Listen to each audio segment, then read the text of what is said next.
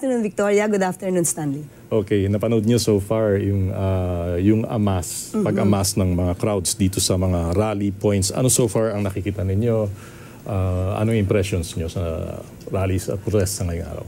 Of course, nakikita talaga natin ano ba yung sentimiento, yung damdamin ng taong bayan sa naibubunyag na napakalaki pala, malawakang pang-aabuso sa pondo ng bayan ng ilan dito. Mga politiko di umano, at iba yung mga talagang mukhang nagpayaman ng mga kontraktor. So yan din naman ang gusto ng Pangulo.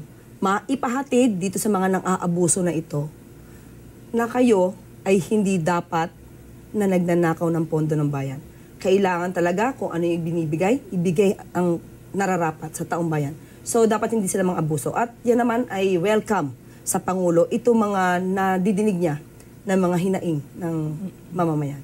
Ang presidente ba, ma'am, ay nagmo-monitor sa mga rally at may bilin po ba siya or instructions? Yes, nagmo-monitor siya. Kasi sabi nga natin, supposed to be, dapat may biyahe ang Pangulo para umaten ng UNGA. Pero hindi siya umaten, unang-una, to focus talaga sa local issues.